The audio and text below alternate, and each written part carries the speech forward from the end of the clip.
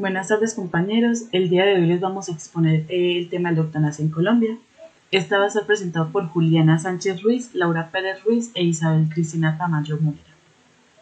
Para iniciar, digamos, este conversatorio, pues lo que queremos hacer es exponer qué es la eutanasia y qué es el suicidio asistido, ya que pues no es muy difícil que tendamos a confundir estos dos términos. La eutanasia, desde el punto de vista jurídico, es como la muerte sin sufrimiento físico provocada por la voluntad de un enfermo incurable.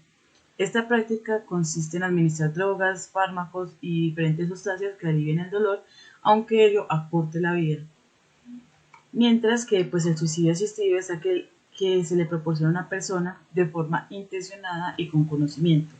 Este va a saber los medios necesarios para el suicidio, incluido el asesoramiento sobre las dosis letales, la prescripción y el suministro de los mismos. El paciente, en este caso, es el que voluntariamente va a terminar con su vida.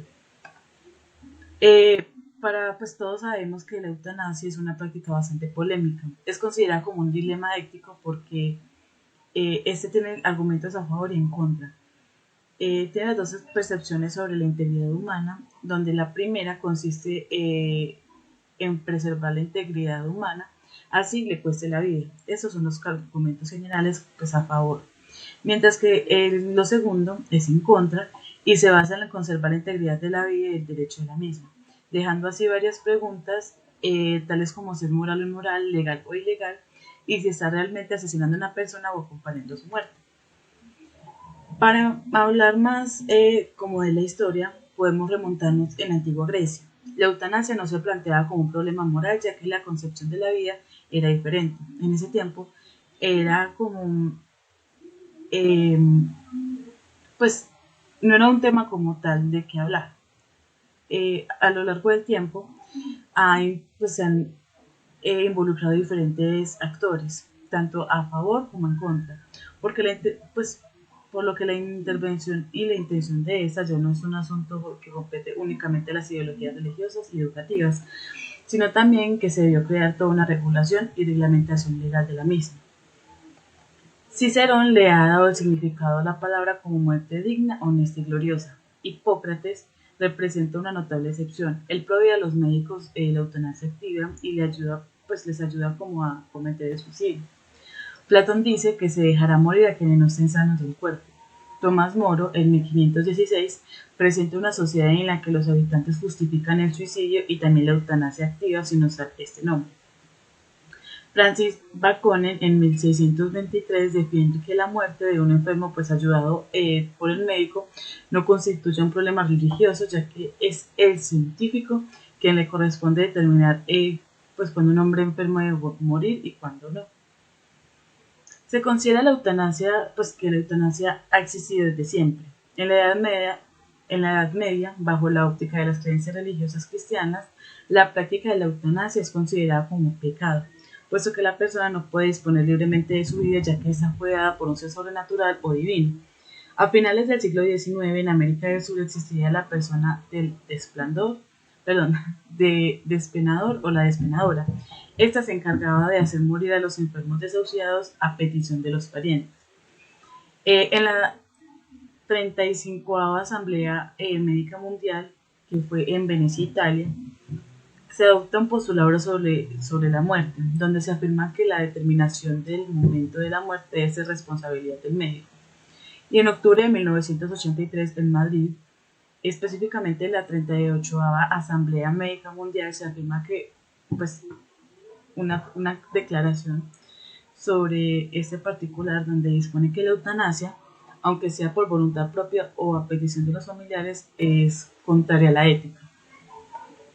Actualmente podemos evidenciar que la eutanasia es legal en únicamente 7 países, como lo son Holanda, Bélgica, Luxemburgo, España, Canadá, Colombia y Nueva Zelanda. Aparte les queríamos agregar como un dato, el cual es que la primera eutanasia legal en Colombia se le hizo a Ovidio González, que este es el padre de la famosa historieta Matador. Este padecía pues de cáncer de incidente e intratable en el rostro.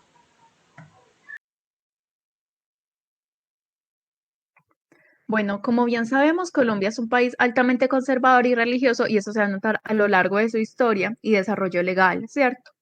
Vamos a iniciar con que en 1980, específicamente en el artículo 326, se castigaba la muerte causada por piedad, que así también era llamada la eutanasia, estableciendo una pena de prisión de 6 meses a 3 años. Un poco más adelante, en 1997, este código fue demandado por José Eurípides Parra, argumentando que la eutanasia debería ser castigada al igual que cualquier otro caso de homicidio. Sin embargo, aquí la Corte Constitucional determinó que si un médico concertaba junto con su paciente, siendo el paciente capaz y consciente de que está sufriendo una enfermedad incurable y bajo el padecimiento de dolores intensos, la intervención, pues para poner fin a su existencia era adecuada, ¿cierto?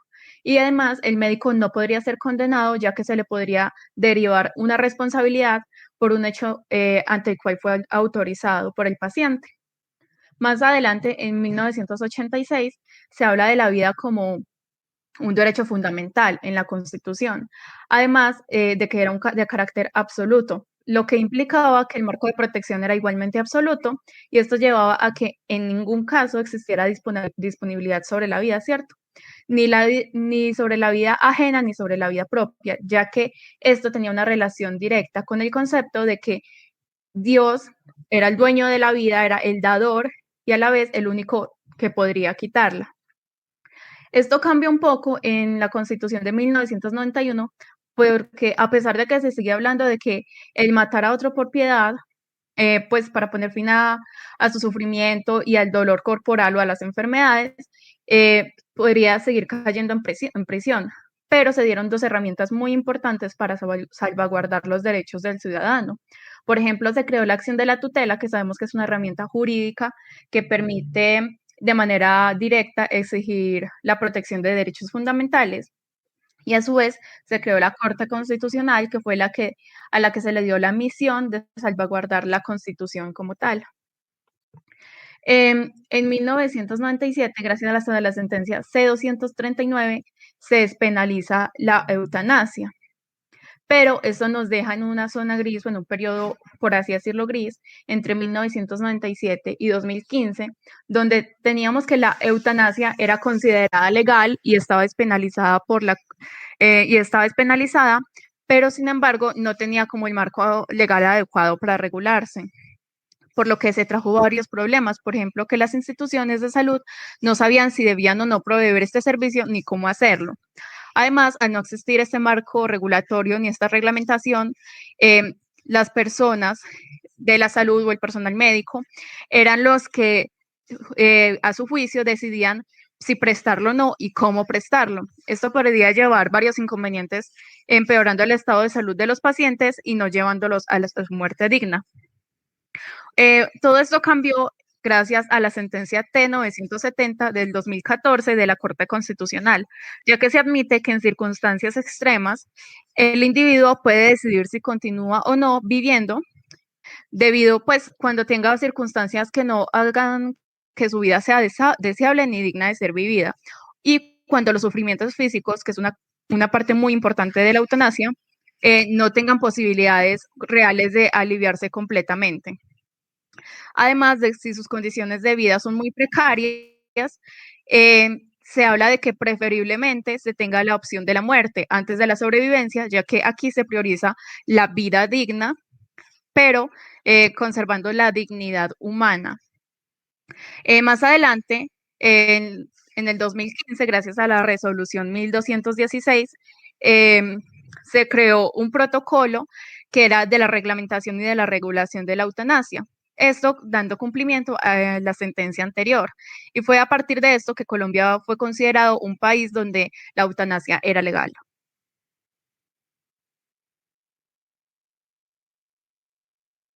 Yapi. Para tener las consideraciones o a favor o en contra, tenemos que tener muy en claro que en este tema interviene la moral, la justicia, la verdad, el conocimiento científico y social, además de los valores y la religión. Como consideraciones a favor, tenemos que tener en cuenta el derecho individual, el derecho que tiene cada persona sobre sí mismo y de cómo éste se siente ante una sociedad, de cómo una enfermedad le puede estar afectando. Pues claro está, esta solo le afecta al individuo, el cual la porta, el cual sabe cómo se siente y esta cómo va degradando poco a poco su vida. También tenemos por otra parte la muerte cerebral, en la cual no solo se ve implicado el individuo, sino que también se ve el sufrimiento de una familia, de un personal médico, de paramédicos, además de todos los gastos que tiene el mantener a esta persona en condiciones sanas, sabiendo que de estas ya no se espera que se vuelva a ver rastros de vida, de conciencia o de pensamientos racionales. Por otro lado, tenemos el aliviar el ser humano de ser sufrimientos y preocupaciones, en el cual se deja de tener un hombre racional.